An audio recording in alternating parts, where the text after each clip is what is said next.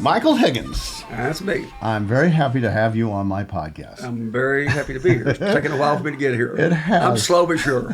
We've gone through a pandemic, and before that, you were one of the individuals I always wanted to have on for many reasons. One, you're one of the longest Native American Indian traders, period. You probably started 72. They all started 72. Yeah. Yeah, you got out of Vietnam War, Vietnam, right? back. Yeah, Mostly one piece. And yeah, we'll talk about that too, if you're willing to. yeah, a little bit. Yeah, I understand. Yeah. And also, you were the first. I told Terry DeWalt, I had him on yesterday, and I said, I'm pretty sure the first guy I met, Indian dealer in this town, was you. I'm pretty sure. I mean, you came to my shop. I did. Yeah, no. I remember. Yeah. And you probably go, who is this guy? No, I didn't. No, you knew about Native American stuff. You were really smart, and I mean, that's people coming to have some knowledge. Yeah. I didn't have to sit and explain things to you. Yeah, exactly. Because you already knew. Well, I was learning. I was still trying to learn. Well, we all learn. Every day is a learning process, Yeah, and then every time I come to your place, it was like, okay, I'm going to learn a bunch of stuff, you know. And in a way that was, I'd already started doing dealing by the time I got to Tucson, and it was like, oh yeah, I'm going to learn something from Michael. Michael's been doing this for a while, and that was, I don't know, 90. So you'd already been doing it for 18 years at that point. Is that possible? Yeah, I guess that's true. But I learn. I mean, I watch your podcast. I watch you all the time, and I learn stuff every time I come in here. I don't get to spend much time here. I don't get much time off, but yeah, But I think that's one of the things we were talking about beforehand is that the beauty of this business, if you even want to call it a business, a lifestyle in some ways. A lifestyle, definitely. Is that you always get to learn, and you always have to learn. You have to be educating yourself because you're like me. I consider myself a generalist, and you have your specialties, which I think is primarily beadwork. I think that's you're really strong, where you're an academician. But we both like everything when it comes to native arts and fine arts and all that stuff. That's the way, because, there's no way I could have been in business this long without handling, I figure, all mediums from all indigenous tribes of not just North America, but Mesoamerica. Yeah, exactly. So it's just, I have to, because I couldn't make a living just selling textiles. I'm going on 10,000 textiles at least. Yeah, my hats are always off to these individuals that can do just one or two.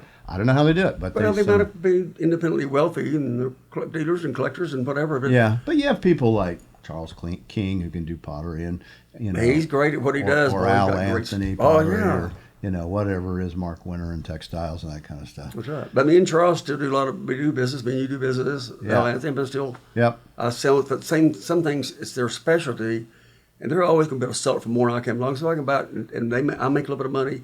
That's okay with me. It's fine because they're easy to work. Charles is great to work with. Yeah. And now, so you obviously with that accent is not from or from Arizona. That you're from Tennessee originally. East Tennessee. Yeah. We make the difference, and people say that.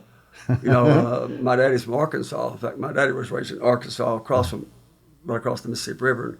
In fact, my daddy actually picked cotton for 50 cents 100 pounds when he was a kid. Wow. And he left home at 17, lied about his age, joined the Navy. But he went to the Navy. My dad, yeah. And that was World War II? And Korean War. Both. He did both. He was a corpsman.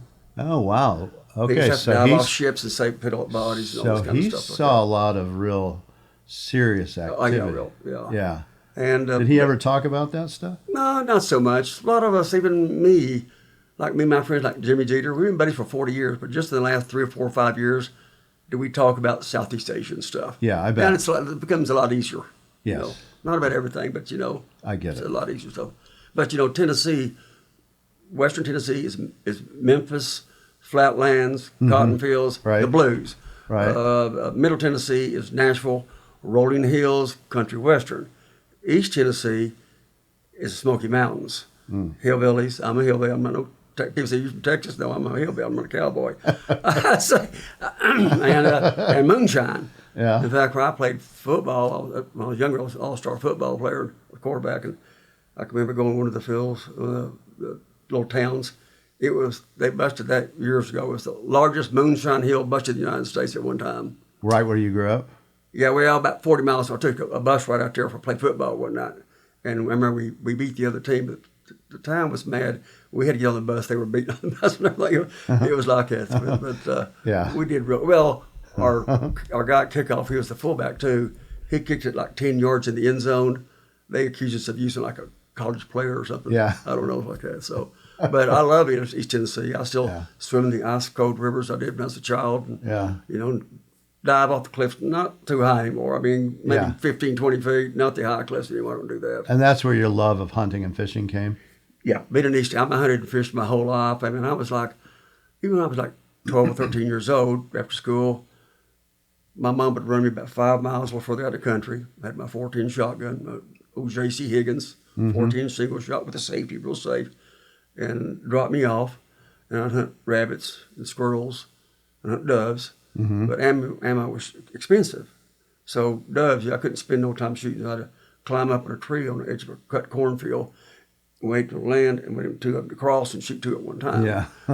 And this was for food, too. It's for food. Oh, yeah, for food. Yeah. Then my mom come pick me up at about dark and say, okay, what do you got for dinner? What do you got for dinner like that? But my dad was an electrician at the Oak Ridge Atomic Energy Commission. Okay. He was actually going to be a dentist.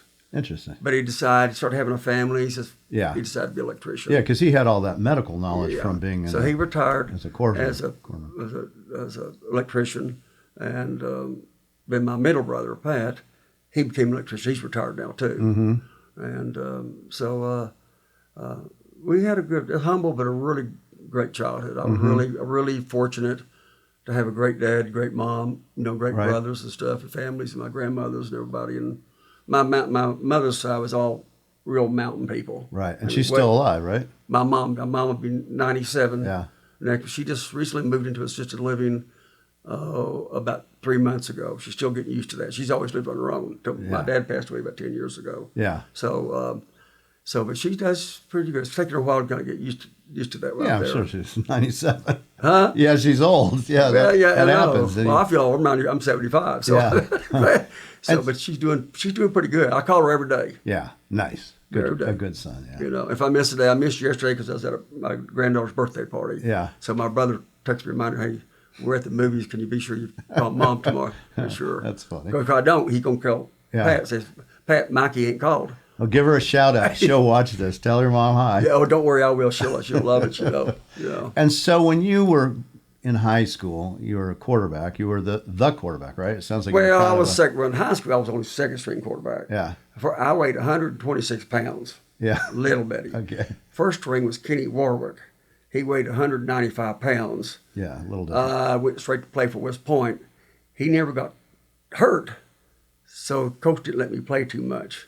Yeah. So I didn't play through my senior year. And I knew I wasn't nowhere good enough. I couldn't play college. I was too small and not like that. And when I took my lumps, our line averaged like 215 or something like that back then.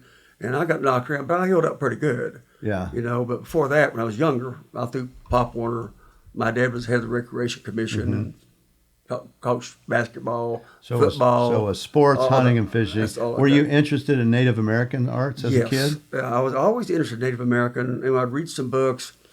But, we played out in the woods, but I never really was the cowboy. Yeah. I was in the woods hiding in trees or doing that, and we'd play games like this, and I was always that's just by the part I played. I always watched it on TV. That's where I came from. Right. I mean, you watch the fights on 1776 when the Americans and the British were fighting, and you're standing in the straight line shooting each other. And I couldn't go for that at all. I'd probably be behind a tree, hiding someplace, doing that. And so did you collect anything at that time, like arrowheads or anything? I found a few arrowheads and stuff, but I was just spending too much time. I was reading about Native Americans, and of course back then you're going to watch so much on TV. There was old PBS and that stuff back in those days, and it ought to be my interest. But I was going to be a game and fish officer. That's what you wanted to do. Yeah, Makes sense. Actually, I was doing some guiding on some hunts, some guys when I was like 15, 16 years old. Yeah. But so I went away. I didn't go to University of Tennessee, was my hometown, but I wanted to go away to college. So I went to East Tennessee State, 100 miles away. Yes. So I didn't get to drive because I totaled my family's car the senior year, coming back from the bootleggers, which is bad. Yeah. And so if I didn't catch a ride, my daddy would take me on the freeway, Interstate 40, on to hitch a ride up to the university. And I was there and studying zoology was my major, but I couldn't get to the gist of it. I mean, you're taking trigonometry and geography. I wanted to get to the meat. I've been spent my whole life in the woods. I knew about snakes and birds and insects. I knew all this stuff. But it didn't happen, and I started slacking on my grades. Yeah. My daddy's working all day at Oak Ridge and working at a gas station till midnight every night to pay for my college. Got it. So towards the end of my sophomore year, I just wasn't doing real good. I said, it's time to grow up. Yeah. So I quit college, joined the military. Yeah. Got my draft notice 2 weeks after I joined. What was the year? Year was that 68? I was 68, late 67, 68. Yeah. I started college when I was 17, and I did okay there, but it just wasn't my passion. I wanted to really start running stuff. I mean, not that other stuff is important, it is. Right. But I'm ready to get out in the field. Yeah. And so you joined what branch? Air Force. So you joined the Air Force in 68. In 68, yeah. Yeah. And so what are you going to do? What are you doing in the Air Force? Well, I started off, I was going to go into electronics. I told my dad was an electrician. I thought maybe I'd like that. I didn't like that. They sent me to Biloxi, Mississippi.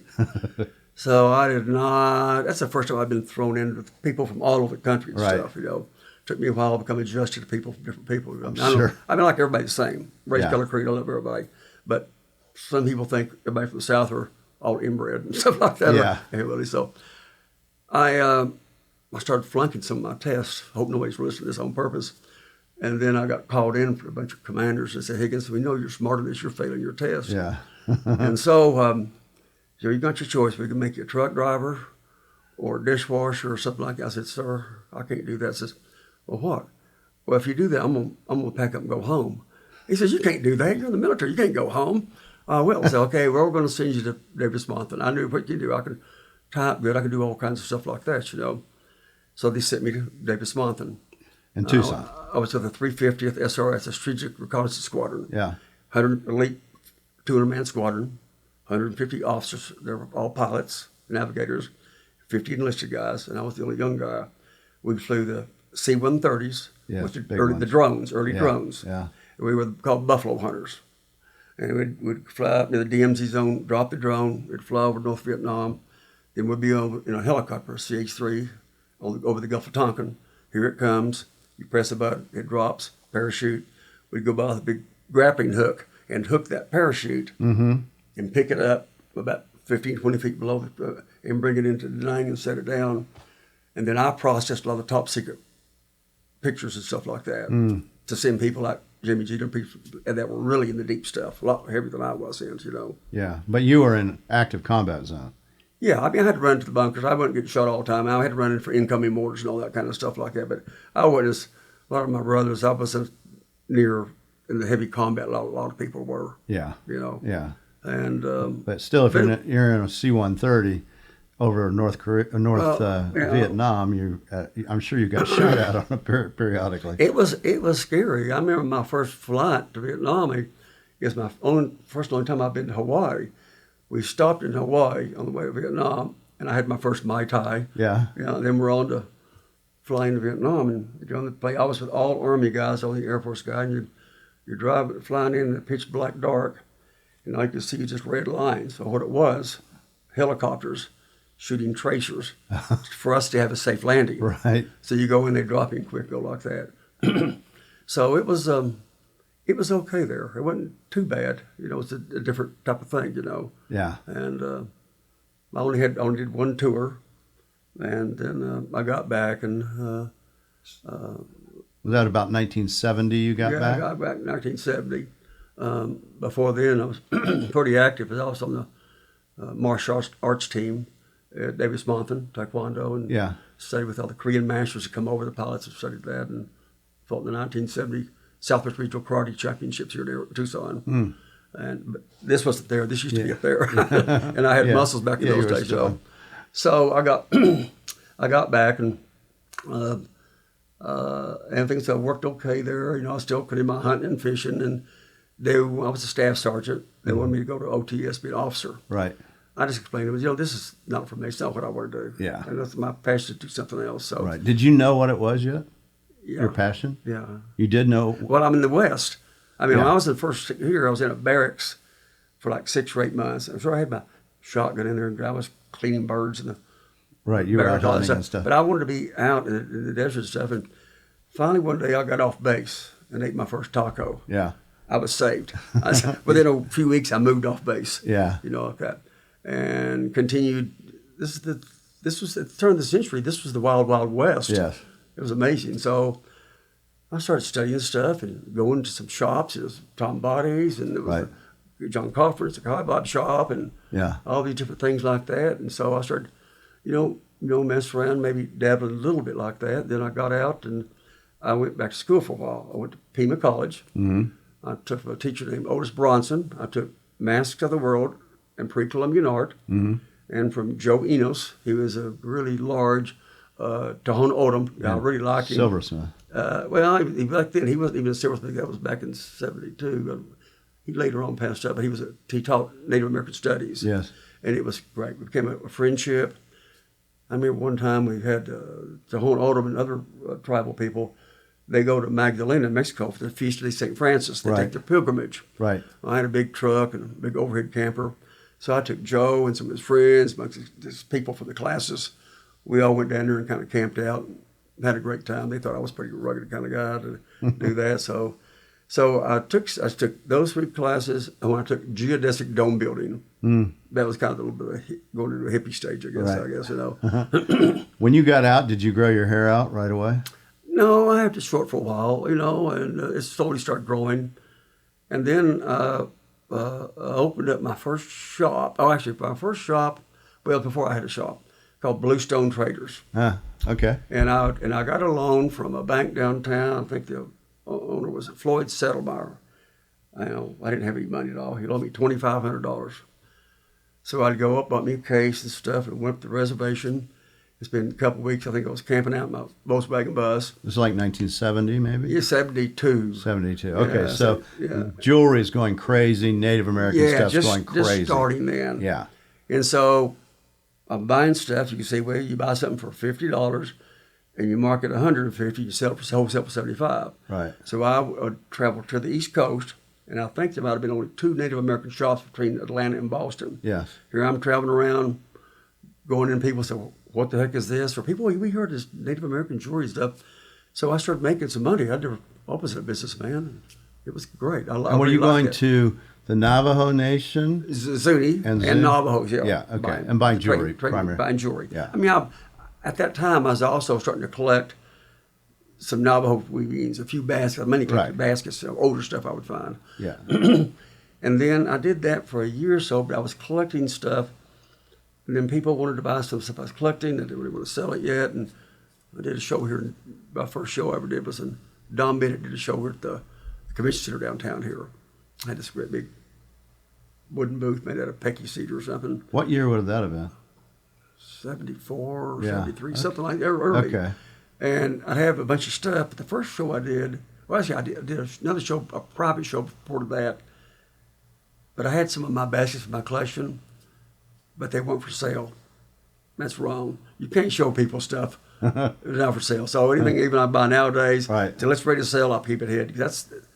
You want to buy what you can't have or whatever. So I never did that ever again, And then I did that show and did real well.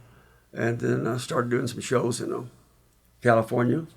And Seltzer had his first shop. Rick Rostal had a shop. And they opened right around 72, maybe? Right at the same time period. Yes. In fact, I loaned Chris some baskets. Had a great collection of Pima miniatures I bought from Lynn Truesdale in New Hope, Pennsylvania. Some of them came out of the Brazil book on Pima. And I loaned him those and some beadwork for his color brochure for his gallery. Not many people do that, but I loaned it. Oh, that's interesting. Yeah, was that about 74 or a little earlier? Yeah, it might have been 74, 75, something right in there. Yeah, right in that time frame. My memory's like, So we became friends. We got a few things straight first, then we became friends. You and Chris? Yeah. I tell people I'm actually smarter than I look. You are smart. I am a hillbilly. And if I get to talk to you in the wrong tone of voice or down to, it raised the hackle back of my neck. I understand that. So I've had to straighten a few people out. I'm not a big guy, but I put them straight real quick. And then we could become great friends. Yeah. You need help, call me at midnight, call me up, I don't care. So I started doing shows in California. the old in Santa Monica. Those were great shows and stuff. American Indian. Who put those on? Do you remember? Don. I'm trying to think who Don. It was Don in my memory. I know one of the shows as far as there was a big powwow going at the same time. Yeah. And several members of the AIM were there. Yeah. Russell Means. Yeah, was he there? Yeah, he was there. I got to meet him. Nice. Well, he's there because there was some guy there was kind of a jerk, had some Native American pipes, and they didn't like that, and so there was going to be a little bit of hassle. So we worked it out with Showmaker, let him have the stuff. Yeah. And we'll take care of the money. Yeah. Like that. But he was bigger than life, Russell Yeah. Means, you know. Yeah, he him was. and Russell Means and Dennis Banks. Yeah. You know, so I got to meet him. They were, of course, you've seen him in several movies and stuff. Right. Yeah, and so he was larger than life, you know. But those shows were really great. And I sold Native American. Later on, I had other tribal arts, Amazon featherwork for a while like that. And we had a big show there one time, and I did a display on Amazon featherwork. And I had a film. It was actually a 2.5-hour film done in Portuguese by a Portuguese anthropologist. Well, me and a friend down here, Michael Bernstein, we took that film, and we edited it down to 1 hour.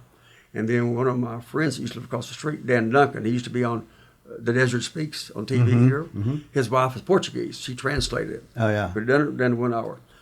As before, thin screen TVs. So I'd go to that show, create this giant TV, put it up there, and it was on featherwork, and it shows the natives climbing up these giant ladders of trees, these giant hornets' nests, and tearing it down. Right. You know, show manhood. The first 2-3 guys didn't get bit, stung too bad. The last few guys, their wives and girlfriends were beating them off. So the last show we did there, Federico Jimenez was there. He called Joni Mitchell. Joni Mitchell was in the studio doing her song Lakota.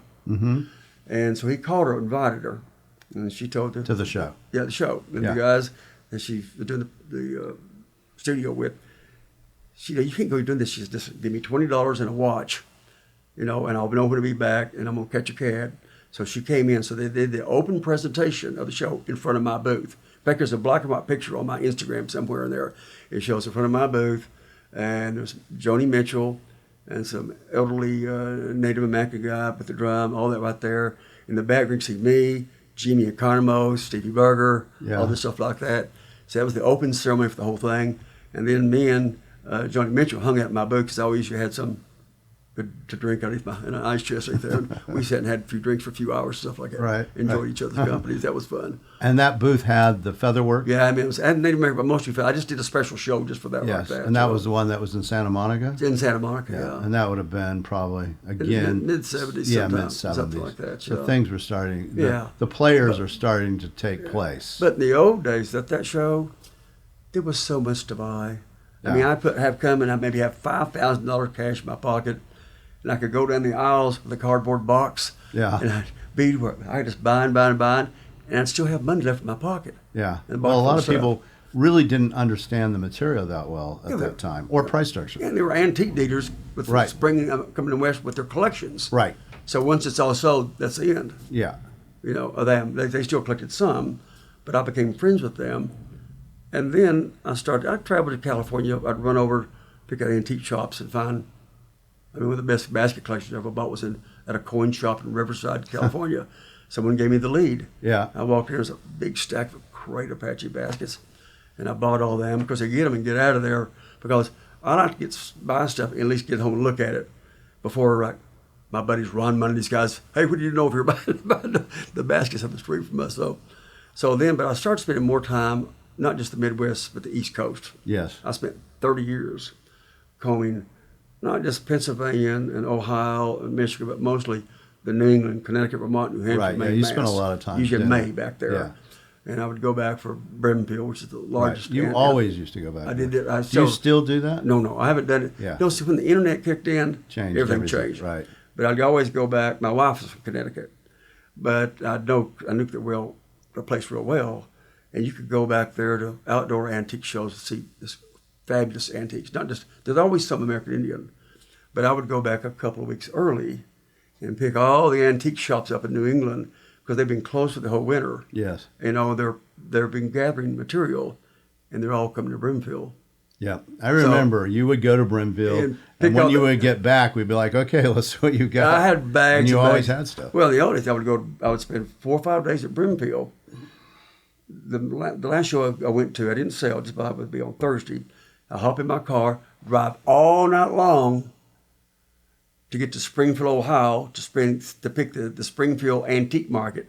Then the same day, drive to up near Detroit. I would drive up to the Old Red Barn Auction House. Yeah, in Ohio, Findlay, Ohio. The day before, the dealers would meet there and have a little show, and then I'd continue going to Ann Arbor to pick that show. By then, I was like toast. Yeah, I bet. But I would come back with this bags full of stuff. But you're 30s, early 40s. 30s, 40s, and then I quit. Then all of a sudden, the internet happens. It changed. Everything changed. eBay, all auction houses stuff. It made it more difficult. To find things. When did you open your gallery on Grant Road? Well, the first one wasn't the Grant Road. The first one was on Tanque Verde. Was that the one that was called the Blue something? No, well, actually, I was Bluestone Printer for that. That was called Tribal Arts Gallery. Right where Tanque Verde splits, there's a bridge over now. There's a little building underneath there. Yeah. That was before they built the bridge. Right. I was right in there next to a fish market. A fish market? Yeah, and I went in there. And how long did you have that place? I had for 2 or 3 years, I had that, I think, and it was all wood interior. I didn't like the color of it, so I brought it in sandblast. We blasted it down, and the guy that worked for me, helped me, was Webb Bohannon. He was a Choctaw. His mother was Anglo, he's Choctaw. In fact, I visited his family in the house in Wewoka, Oklahoma.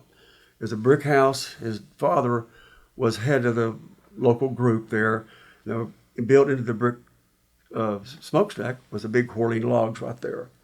I also lived in that town. Did you ever know Mark Miller that worked for Rick Rosenthal? Mm-hmm. He was Seminole Creek. Mm-hmm. His daddy was Tuscahoma Brown, who was Seminole Creek, and he was head of the Boy Scouts there, but he helped run the Seminole Nation Museum there. We woke and stuff. Mm-hmm. But Mark was a good friend of mine. And he worked for Native American business for many years, then lived in Bisbee and worked with handicapped children. He passed on a few years ago. And when did you open the Grant store? Had to be this. I was only there for a couple of years there. In fact, I remember one time I was there and had a Allen Hauser bronze. I never had one before. So a gentleman walked in, looked at the bronze, and says, "Yeah, this is by Allen Hauser's a very famous Chiricahua Apache." Right. He says, "Yeah, that's very nice. I like it." He says, "Hello, I'm Allen Hauser."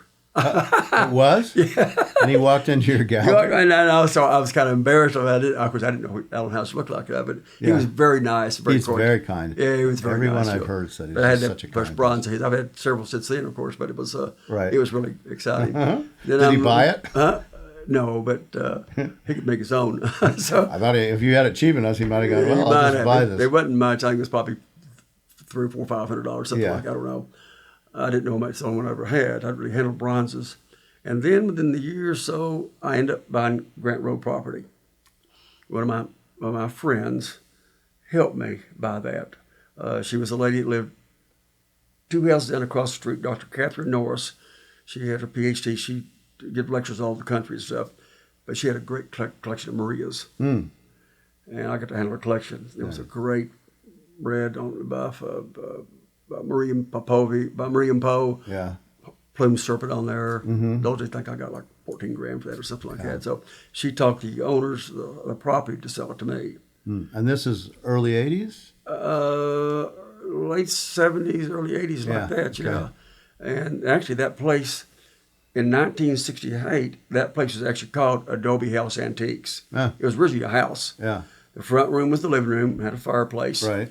But it had double flue. In the other room, there was a hole in the ceiling with a tin pipe. That was for the wood-burning cook stove. The other room was the living room. Yeah. So I bought that and had that for about 10 years or so. That was only half of a lot. Later on, they sold me the back part. Yeah, I remember when that happened. That's when I had a swimming pool there. I remember. He was an Olympic Olympic swimmer. Yeah. And I ended up did a lot of things with that, but I need the space. Yeah. And put another building up back there. Yeah. Like that. And which you still have. You still have I it. still have that, yeah. Yeah. And right now they're going through Grant is expanding. Is this the second time they've done this to you? No, they did it before many years ago, but see, the city owns half my front yard. So I lose. So by September or October, I'm going to have bulldozers within 15 feet of my front door. Well, your signage will be more noticeable. No, it'll be gone. That V-shaped sign. Will they let you put some? No, surely you can put something else. Well, what I'm going to end up doing, once it's said and done, if I'm still on this planet, you know how they go. My plans are to put like a 5 or 6 foot wall up with a recessed sign built into it. Oh, yeah. It'll quieten it down for me. Yeah. It'll all go all the way around there. Because that sign, right behind the sign is where they're going to cut that off. Oh, wow. Okay. So what do? You can cry about it or go with the flow. Yeah. So, but now, usually, summertime's I'm only open by appointment anyway, but I'm getting ready to go for the next 6 or 8 months or well, by appointment or by chance. And I've had a website for 25 years, so I'll put a map on how to get in there some way. And I'm still going to keep the gallery, of course, because people bring me things, and I still have things for sale, of course. But I can work at home. It gives me, I'm trying to take a little more time. Like I'm leaving Friday to go fly fishing for the first time in a year and a half. Right. And I'm so busy researching stuff at home. I spend half my time doing that. And of course, I'm doing appraisals, which is, it's very time consuming and it's got to be done. And, it takes up a lot of my time. I want to be doing other things, but I have to do it. I don't have to, but I'm willing to do it, So you get the Grant Road place, late 70s, early 80s. Yeah. And so how do you see the evolution of what happens between the 80s and 90s? What goes on in the Native American world? It's got better and better, and to me, better. Of course, at one point, I moved. Well, but you kept your building. You kept it. A business. Yeah, you kept your business. But you went up to River and Campbell. I was there for 11 years. Yeah, it was a really nice. Yeah, it was a really nice and then space. It had a little bit more space. Yeah. But no parking, no storage. Yeah, the parking. The rent was real expensive. So at that point, my wife was getting kind of ill back in those days. Yeah. So I got out of my lease, moved back to Grant Road. Yeah. And had been at antique shops for 11 years. Yeah. And but I was happy to be back at the house. Yeah. I mean, I love this location. It's small.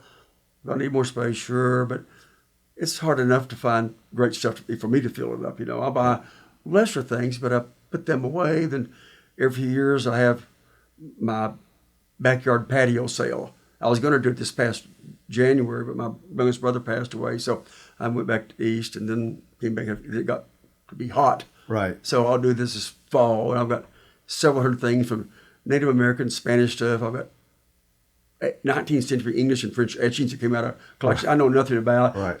I don't want to store it. I want to make it all go away. Right. So you price it, get rid of it, And now you have lots of great friends that are in this business, right? Yeah. I mean, I know most. You know everybody, right? I mean, Yeah. anyway, but you have your best friends are in this business, Jim. Of course. My best friends are. Yeah. And no matter what our beliefs are, some of us are, if it's politically, whatever, we're all still real close friends. I don't let any of that come in the way. Yeah, that's smart. That's a different thing like that. Some things you just don't discuss and stuff like that. Right. That's okay. Yeah. We're good friends and smart, and I ask opinions. And no one knows it all. I mean, I don't care if you're 18 or 80. I'm asking your advice about stuff. I still do. Yeah, me too. I called Bobby Gagos the other day ago, asked him about some kind of pot. I wasn't quite sure how old early it was. It had some glaze on it. And he's giving me some information. I ask questions, advice, and people come to me. And, of course, I know a lot about different things because it's weird because people come in, some antique dealers have sent them to me and says, well, we see that you're the expert in town. And I start laughing. That's a word I would never use.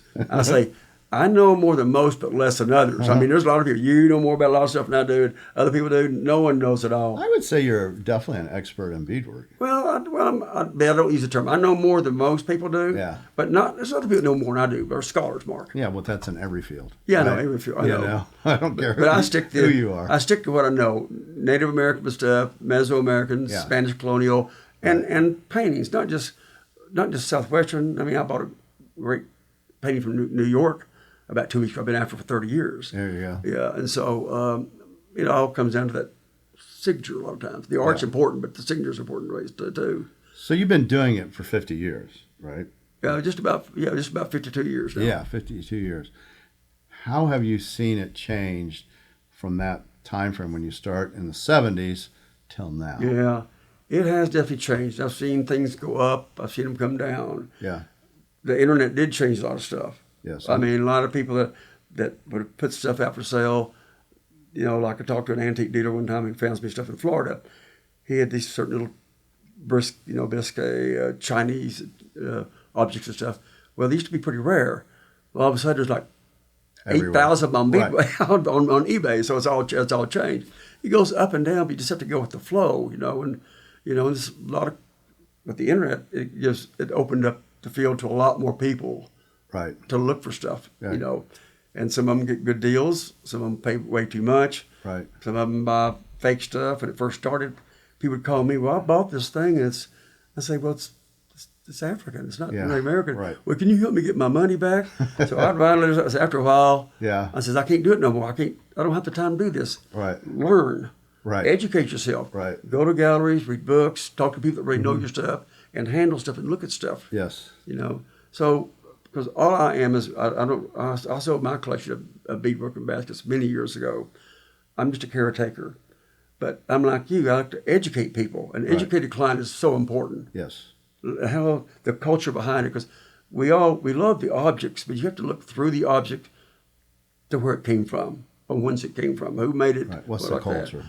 What's so the history? that's so important, because I go to someone's house and you look at something and they say, well, I got this from my Uncle Bob. That's it. So I start to walk out the door and he says, well, Uncle Bob was in the cavalry, but I said, wait a minute, he was in the cavalry? Yeah. Yeah, well, man, okay. Let me grab my notebook, I come back in. Okay, let's start from the beginning. Tell me all this stuff. And I found all this great information. Right. And being a caretaker, you need to save all this information as it passes on, because it could end up in an institution. I've got stuff in institutions all over the world. Yes. And if it has history, it passes along with it. Otherwise, it's gone. And it's your responsibility, I think. Now, today I was thinking about that. One time I flew back east, I was buying several collections, and I bought a collection, I think it was in Maryland. One of their relatives was E.A. Burbank. Yeah. Okay. Someone sent me a picture of a early twilled saddle blanket, really great. So I went back and met them. I bought 2 Mokies from them. They weren't classic. There was no cochineal, but they're great. 3 or 4 E.A. Burbank paintings. Yes. And a copy of a letter from I'm drawing a blank, famous Navajo trading post. Hubble. A letter from Hubble to A. Burbank talking about Navajo weavings. He's afraid people are going to start copying them. Yeah, because A. Burbank does all these drawings that are in the Lorenzo Hubble's trading post. Yes, I know. And so that's probably what it was all referenced to. And I kept that. I've kept that copy of that letter all these years. I've never showed it to anybody. Yeah, that's I need to dig it out. Yeah, I save all that kind of stuff. I'd love to read it. I'll get it. I just thought about it today, and I'll bring it to you, and you can make copies of it. I don't care. Because it's part of history that they communicate with each other. Well, it helps tell the story and why, right? I mean, we know Hubble and Lorenzo and E.A. Burbank have a very close relationship. Yes.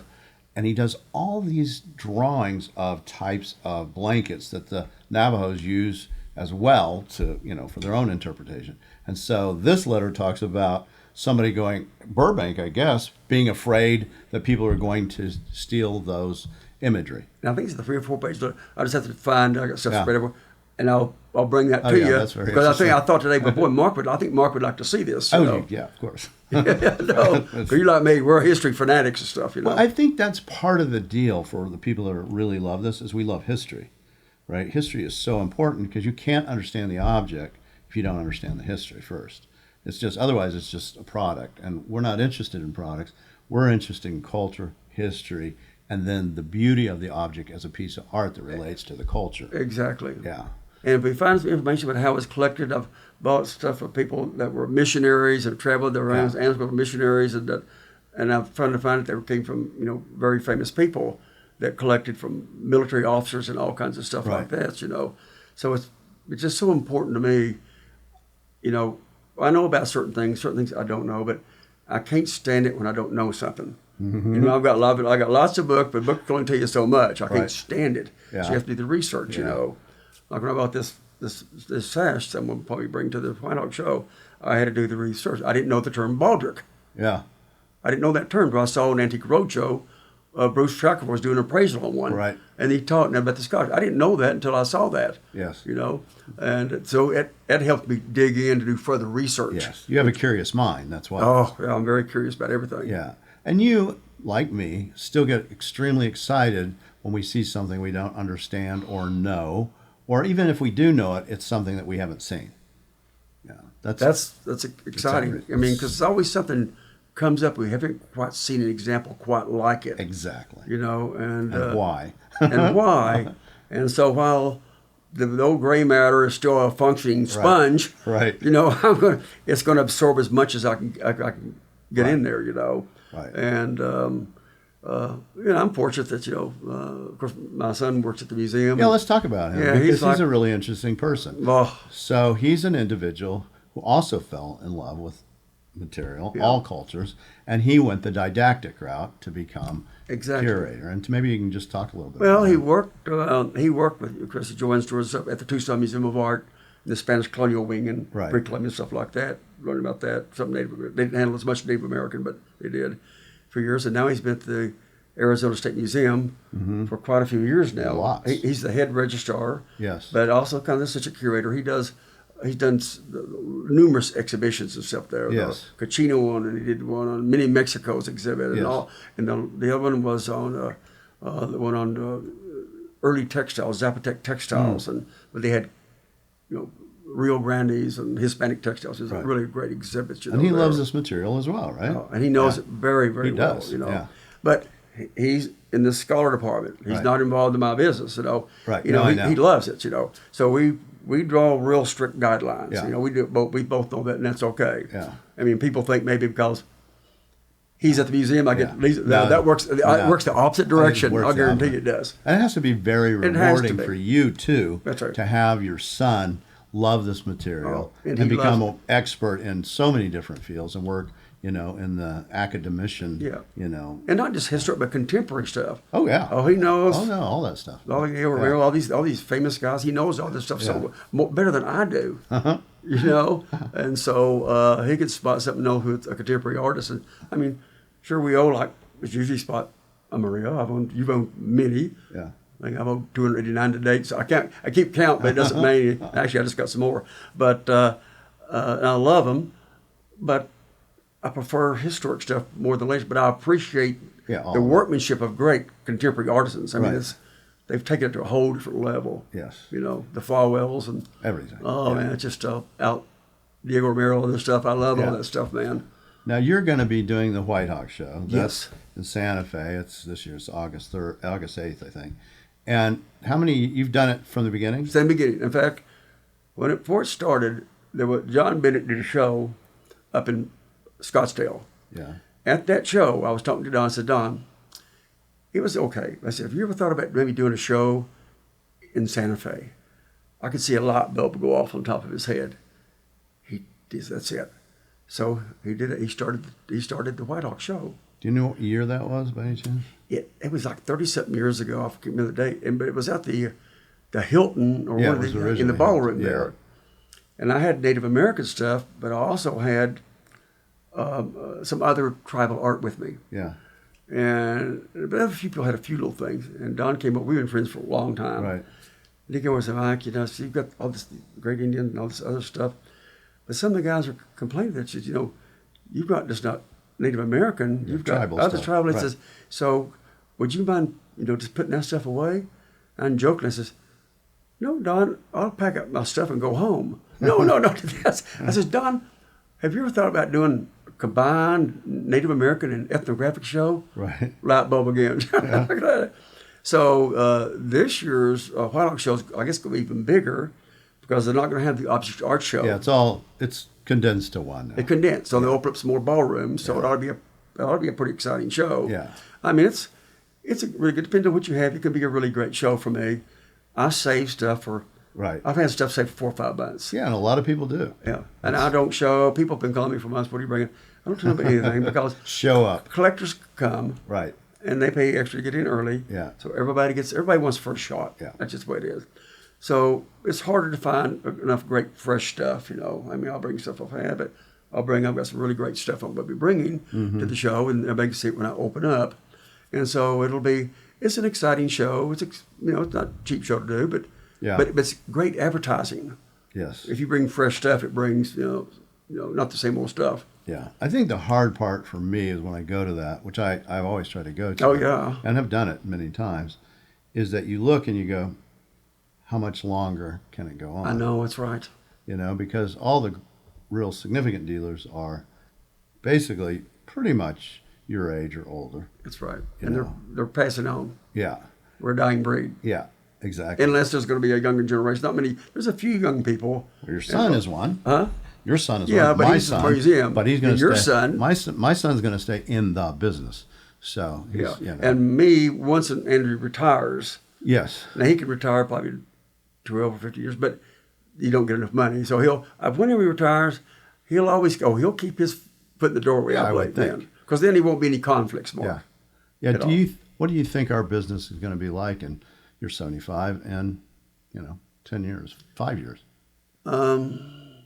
I hope it's thriving for us and for our Native American brothers and sisters, because it all correlates together. That's historic, contemporary, because we're caretakers. The stuff goes to collectors, goes to museums, and contemporary artisans get ideas from earlier pieces and stuff.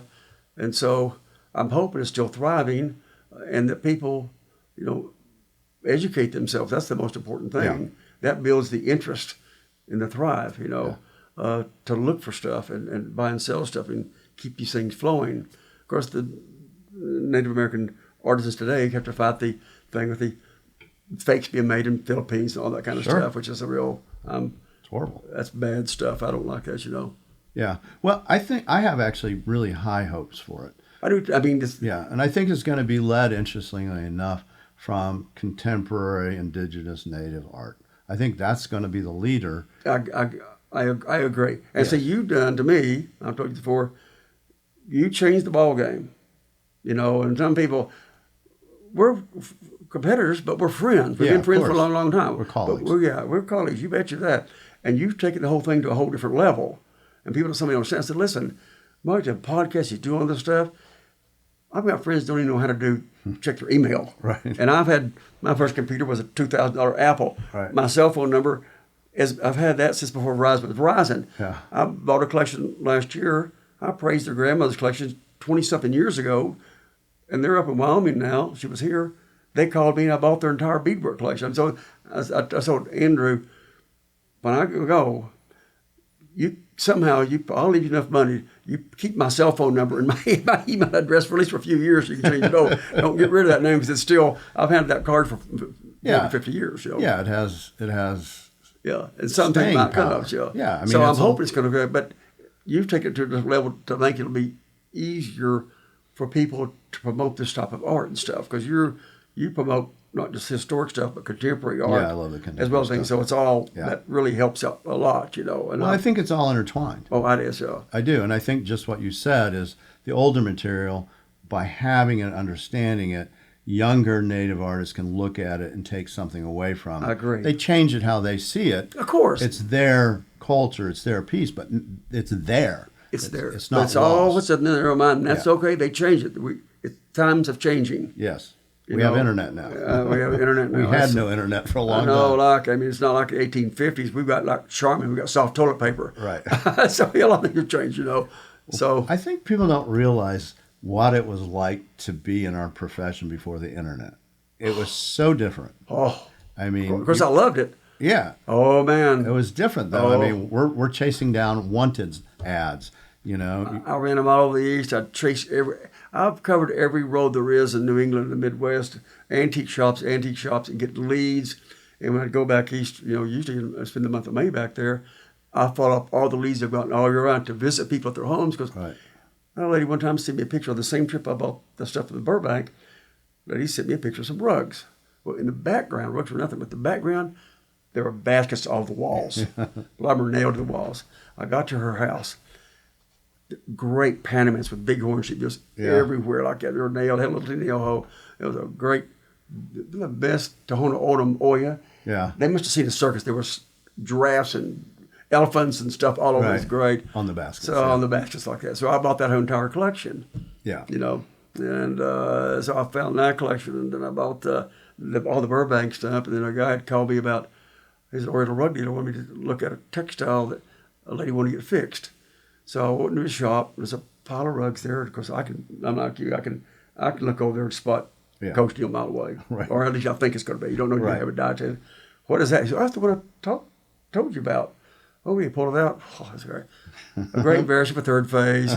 They had 9 spots, but they were squares. Yeah. With crosses in them. Yeah. Great. I can see you still get excited about it just thinking about it. And he called the lady, and he said, well, what's it going to cost to get it fixed? I said, well, it's going to cost probably $5,000. Yeah. So he talked to the lady on the phone. And he says, Mrs. So-and-so, it's going to cost $5,000. I heard, like, what? So he says, well, would you like to buy it? Yeah. So they came up with a price, and I left with that. Yeah. So I bought all that stuff. I had the basket collection, the Burbank stuff, all that stuff in the trunk of my car, and I'm up at Broomfield. And we're all having, back to the old days, well, by then Eleanor Hancock we used to go back here all the time. Right. But Bob Ashton, all these guys were all sitting around in the shade. Everybody's leaning up against my car. I think I had a Cadillac or something, leaning on the car like it. Of course, I don't show stuff that I've found. They didn't realize that 2 inches from their hands was a trunk with a treasure. Great. Had to be hard not for you to say something. Yeah, well, you want to share stuff with you. I don't mind sharing stuff with the friends, but you want to get home and look at it, decide what you're going to do with it. Right, and live with it and enjoy it. A little bit. Because once it's gone, it's gone. And there is something wonderful about having something great, even if you can't hang on to it. I agree. To just live with the object, feel its presence, and come away with something maybe more important than money, but I'm part of the history of this. It's something now I've learned that it's impacted. It's in my brain now. Yeah. Like I finally, because usually I would buy stuff for 5 or 6 months for the photo. You'll find it just go up in a cabinet in my bathroom shop. Finally, and he said, Dad, you don't even get to enjoy this stuff. Yeah. So I bought a showcase for my den, my library at home. Yes. So now I take steps. So I need to look at it. Hey, that needs a little more research. I got a few more things I'm trying to research now, some wooden objects and stuff. Might be Meskwaki, I'm not sure. So I get to enjoy it and look at it for a while, rather at the last moment say, okay, this goes, I never did research this thing. Right. Then you don't know what you're talking about. Right. And you don't get to itch that curiosity that you have for the piece. And I don't like, if I've sold stuff that I regretted not doing a little further research stuff. Yeah. Then it goes to somebody else, then it is an institution, and then they've done the research. Right. I want to know before they get it.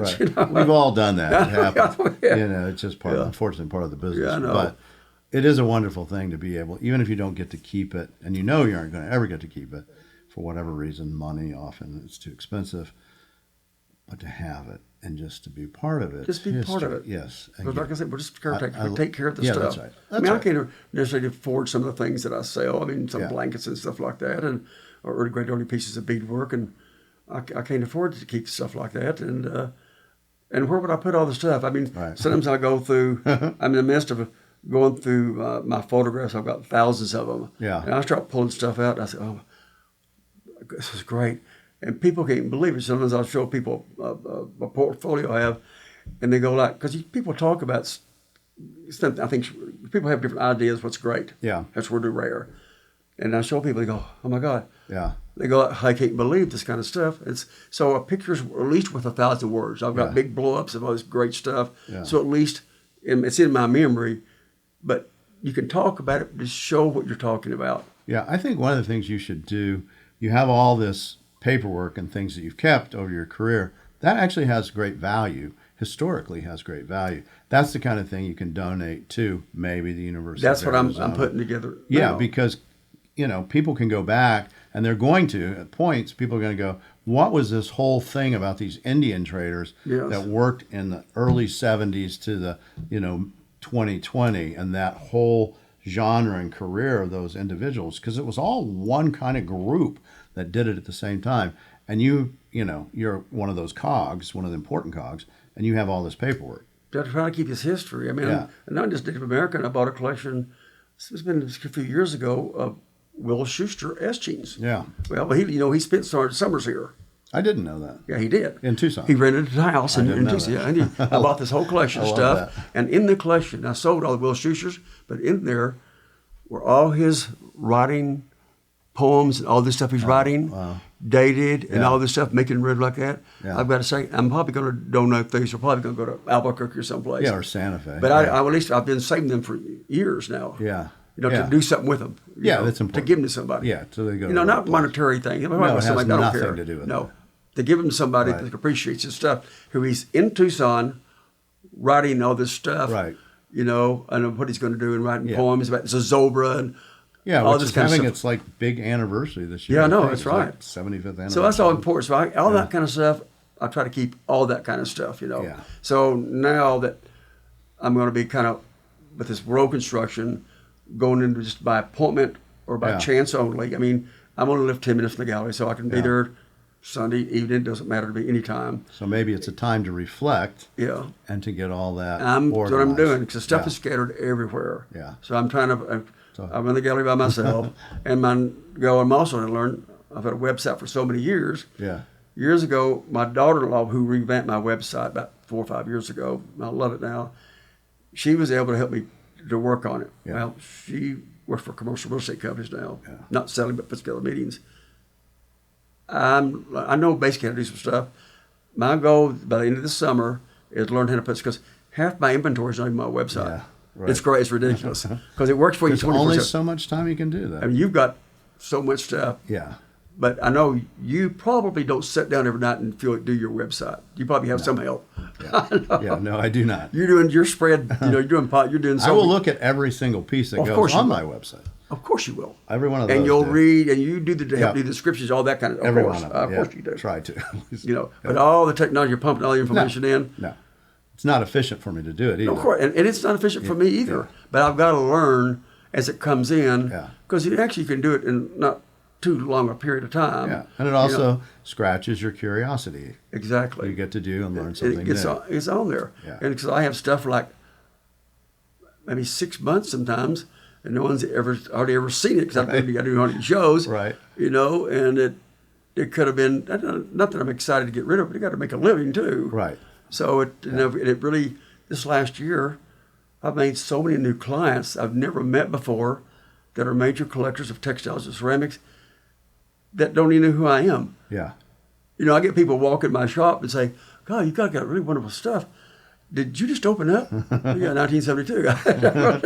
And so it gets it out there. I'm not really good at promoting myself. You're amazing how you do it, but you've got help. You've got a staff and everything. But you're a mover and shaker. You do stuff. We try to promote what we love. That's right. Yeah. And that's good. Yeah. It's just good for me. It's good for everybody. It's good for everyone. I know. Yeah. And the Native Americans too, because that's right. We got to keep that part alive too, not just the historic stuff, super but contemporary stuff. Yeah. Because I handle not real contemporary, but part about the matriarchs, all this kind of stuff. Yeah, it's important. I'm always on the look for that kind of stuff. Yeah, that's why we do the grand prize at Festa Show. That's right. We started sponsoring that because we think it's super important, to give back as well. I know you do all the time. And so we want to keep this whole love of ours. Yes, alive. It's a passion. Yeah.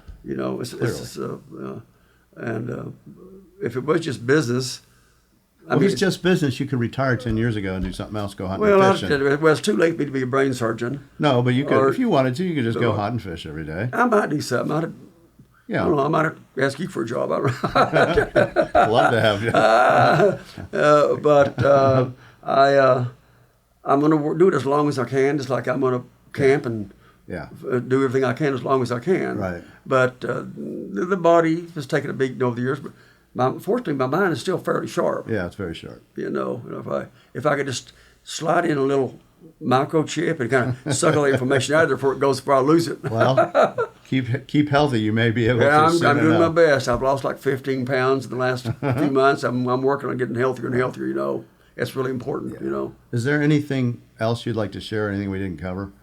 Well, I just I'm glad we still have the exhibits and people. I mean, the internet has been good and bad for some things, but it's opened people's eyes to research and do things like that and see things, Native Americans at work today and things like that. To me, it's so important seeing what's going on in the world. You look through that, then to what we're doing, which I probably do is historic stuff, material, no archaeological stuff really.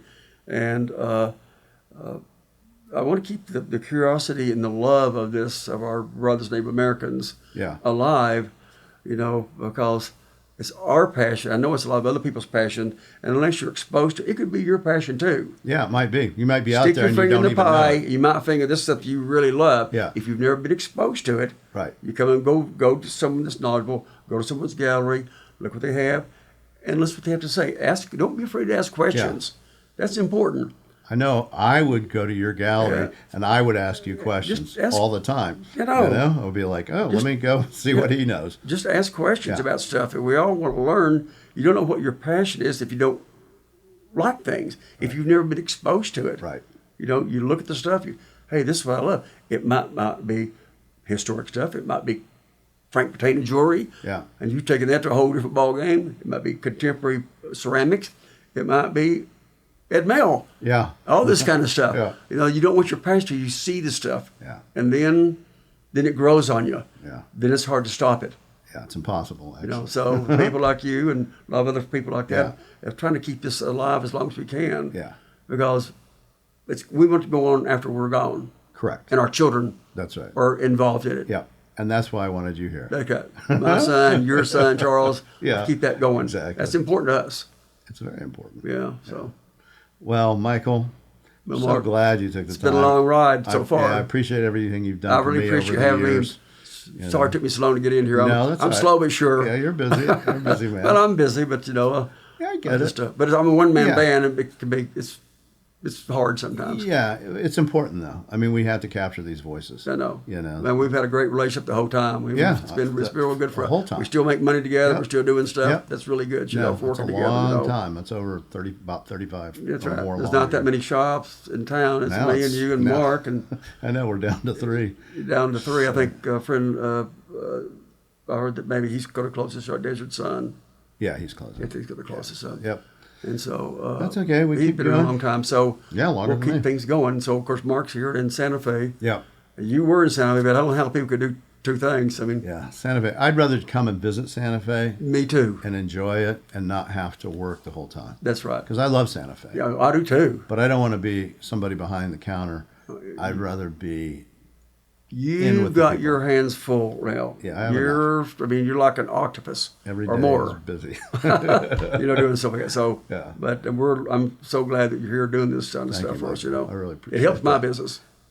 I appreciate that. Yeah. Well, again, you're part of my legacy. Okay. So, I don't sit here without people like you being the people that I learned from, and that's critically important for how I evolved. So I appreciate everything that too. you did for me. And Terry DeWalt as well, who was on yesterday.